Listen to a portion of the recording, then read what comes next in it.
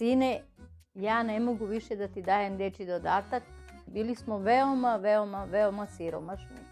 Pitali su nas da li želimo da slušamo reč Božju. Bila sam sva srećna kada su oni pitali da li može da dođu kod nas. Moj otac se zvao Maksud, moja majka Živka. Oni su umrli. Od oca imam 3 sestre i 1 brata. Od majke imala sam 2 brata i 1 sestru, ali sad skoro mi je umro 1 brat. Moj otac i moja majka su se razvili još kad sam bila beba. Otac me napustio kad sam bila 2 meseci. Nisam poznavala oca, tako reći, do 14-15 godina. Majka je bila tu negdje do 3-4 godina možda, ne sjećam se baš. Baba me je čuvala do 18 godina. Babin muž je poginuo za vreme rata. Baka moja pokojna nije imala ni socijalno, ništa, ali tako sam živjela sa njom. Ona je radila, bila je alkoholičar, ali znala je da se brine o meni. Gde god je moja baka spavala, tu sam spavala ja. Da li je to bilo groblje, da li je to bilo put, nije se znalo. Uvek negde vani naše kuće dok se baka nije probudila. Moj život je bio zaista težak, ali zahvaljujući Bogu, Bog se pobrinuo. Iako je moja baba bila alkoholičar, ali ona je želela da ja pohađam školu. Mučila se dosta. Ona je radila po selu tu po komšiluku da bi mene školovala. Školovala sam se na taj način što sam od dece u školi, od svojih drugova, tražila listiće od sveske, došla kući i ja sam to sve spajala onako koncem i iglom i imala sam sveske. Išla sam u školi do 8 razreda. Pošla sam dalje u školu, u srednjoj školi. Išla sam u Vučiju, blizu nas 8 km od Miroševca. Jednog dana moja majka je došla, rekla mi je veoma tužnu reč. Sine, ja ne mogu više da ti dajem dečji dodatak, ne daje mi moj muž, a to mi je bio očuh. Tako da sam morala da napustim školu. Nastavila sam svoj život sa bakom do 18 godina. Kad sam napunila 18 godina, ja sam se udala za čoveka koji i dana živimo u zajednici, ali moja baka je bila blizu nas. Onda posle izvesnog vremena ja sam ostala trudna, porodila sam se sa prvom ćerkicom, moja baka se razbolela. Nisam znala da boluje od rak plućiju. Bila sam veoma tužna. Iako nisam znala za Boga, ali pitala sam šta da radim. Da li da se odvojim od supruga, da odem kod babe, jer baba me je čuvala 18 godina, ili da nastavim dalje. Ali ipak moj suprug je bio toliko dobar da je pristao da pređemo kod moje babe. Tako da smo sa malom ćerkom Jelenom prešli kod moju babu. Bili smo veoma siromašni. Imali smo 2 sobice sa babom gde smo živjeli. To je bila tuglara od tugle, od zemlje. Nismo imali struje. Dok sam išla u školi, pisala sam domaći na onom, kako se zove ono, mast. Moja baka je stavila, pa neke krpice, tako, svetlo to i... Ali kad sam prešla ovamo kod tetke, u tetkinoj kući sa suprugom i sa malom ćerkicom, da budemo pored moje bolesne bake, uzeli smo struje od svoje svekrve. Imala sam još 2 ćerke, Ivanu i Mariju. Mi smo ih školovali pomoću, moj suprug je radio u fabriku. Jednog dana Marija mi se razbolela. Meni je to bilo mnogo nezgodno, jer svakog dana su me zvali iz škole da idem da je dovedem, zato što joj se ruke kočile, usta, nogice, nije mogla da priča i non stop to redovno se dešavalo. Dok meni jednog dana to je dosadilo, da kažem. Ja sam je napustila u kući, izašla sam malo vani na putu.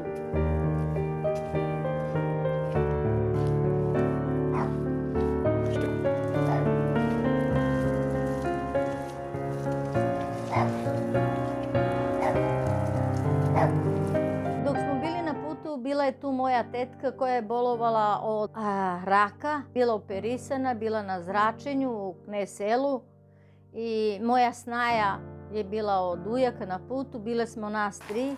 Naišla je sestra Stana i sestra Verica, to su naši prvi pastori, sestra Stana i brat Mirko. Pitali su nas da li želimo da slušamo reč Božju, da nam pričaju nešto o Bogu. Ja sam sa radošću prihvatila, rekla sam pa bolje da nam pričate o Bogu nego da vodimo neku politiku. Ona me pitala da li postoji dete u našem selu po imenu Marija. I ja njoj, jao draga sestro, pa to je moje dete. Ona je mnogo bolesna, ostavila sam je kući i evo došla ovde da mi malo muka prođe. Ali hvala Bogu da ste vi tu i da mogu da pričam o Bogu.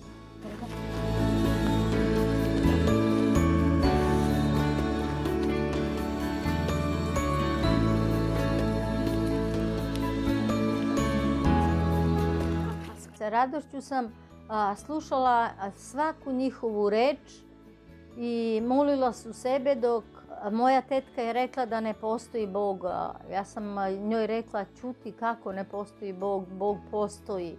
Ma kakav Bog, kaže, pa jel vidiš da ja imam raka, gde je taj Bog da me isceli? Ona nije imala vere u Boga i kratko vreme je bilo, ona je umrla. Prvo mi je sestra Stana rekla, vaša ćerka, kaže, ona će jednog dana voditi ovaj narod, ona će raditi sa narodom, sa decom ovde. Ja sam rekla, daj Bože, neka je Bog samo poravi, zašto da ne bi. I delili su neke poklončiće, neke čokoladice, one bonžite. Ja sam to sa verom uzela, ne kao neki lek, nego sa verom, jer sam znala da su se ljudi svi molili. I donela kući i kažem mojoj Mariji, uzmi, jedi, ozdravećeš, vidjet ćeš, Bog će da ti celi, bit ćeš zdrava. I ona je uzela, kako je pojela onu čokoladicu. Ruke su joj se opustile, govor je počela da menja, da priča dobro. I ja sam rekla, hajde, ustani, idemo na put. Tu su žene da se mole za tebe, Bog će da te oslobodi od tvoje bolesti.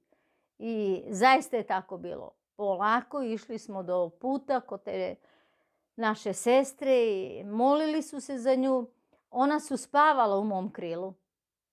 Posle toga, od tog dana, više moja Marija nije bolovala od te bolesti. Ljudi su došli kod nas, počeli smo da se okupljamo, da slavimo Gospoda. Jednom rečju da primimo Gospoda i u svoj dom i u našim srcima.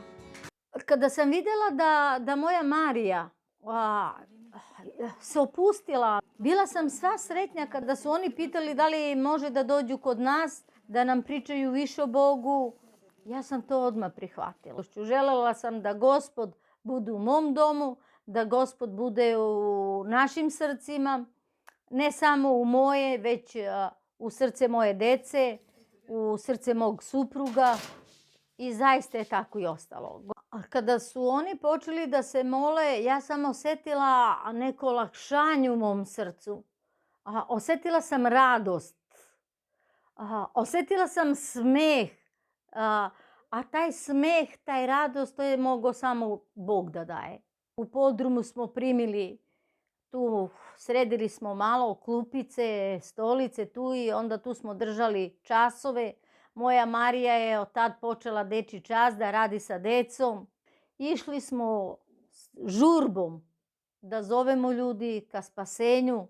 Bilo je tu dosta, do 7-8 godina kod nas je bila služba. Iako sam bila siromašna, bila sam sretnja što imam Boga kao spasitelja.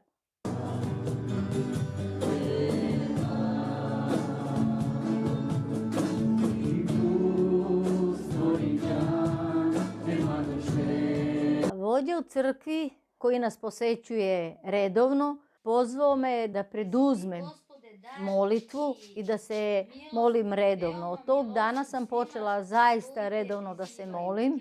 Svakog dana ne samo za moju porodicu, nego da molim za zajednicu, da molim za crkvu, da molim za probuđenje naroda. Život se promenio i situacija se promenila. Imala sam problem i brigu sam imala za mog unuka. To mi je bilo najbitnije u životu, kako će on živjeti, odakle će on živjeti. Završio je medicinsku školu, hvala Bogu. Dobio je i posao. Imala sam dosta nesuglasice sa svojom decom, ali ja sam molila bez prestanka. Pre 8 godina operisana sam od kičme. 2 puta za 5 dana. Imala sam 3 ciste na kičmenoj moždini, dok su mi doktori rekli da ću ja da budem u invalidska kolica. Ja sam rekla ne. Mene Isus drži za ruku. Ja neću u kolica, ja neću da umrem. Ja ću biti živa. Neću biti invalid. I tako je bilo. I evo me danas, dajem svedočanstvo da ja nisam invalid, da ja služim Gospodu i volim Boga. Volim Boga više od svog života. Mislim da bi voljela svaki dan da budem u crkvi. Tu je ohrabrenje, tu su braća, tu su sestre. Tu je onda gdje imaš slobodu da razgovaraš s Bogom. Ali možeš ti to i kući da radiš. Pevam i držim tihi čas i razgovaram na tišini s Bogom. Ili izlazim u prirodi. Moj život se promenio. Moj život sam predala Bogu u ruke. I vidim da mi sve ide na dobro.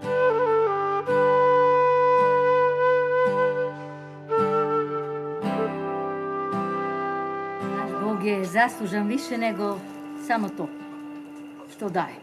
Treba više davati. Više vremena odvojiti za Gospoda.